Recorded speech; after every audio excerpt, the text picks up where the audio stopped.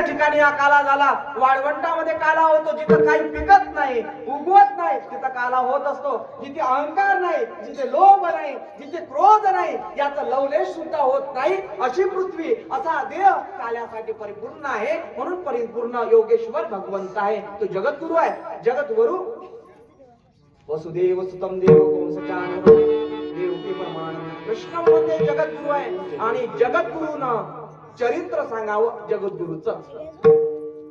जगद्गुरु तुका जगद्गुरु आहे, तू बरा आहे. एका जगद्गुरुनं दुसऱ्या जगद्गुरुचं काय सांगावं, चरित्र सांगा. हे परिपूर्णतेचं लक्षण आहे.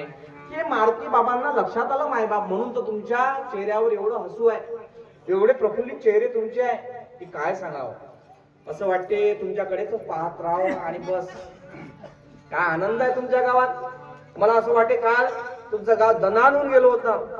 जीवा भावाने जव मी पाहिलं माझं गावाचं मन.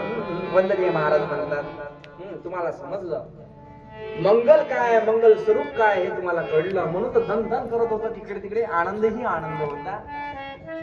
फक्त साधू पाहत असताना, गुरु पाहत असताना शानशा करून केलेली बरी. समर्थ सद्गुरु मारुती बाबा संत आहेत. काला कडला, त्यांना काला कडला. हा काला आपल्याही लक्षात यावा. साधूचे काही लक्षण सांगितले आहे साधू बोध या ग्रंथामध्ये. मना सज्जना भोगते रोग होती. दुसरं चरण महाराज म्हणायला लागले, अंगी नाही ज्ञान आणि साधू मला मान.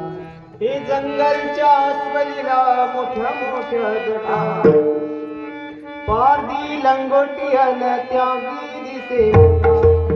श्वानाच्या अंगी नाही भस्माचा तोटा, साधू प्रामाणिक साधू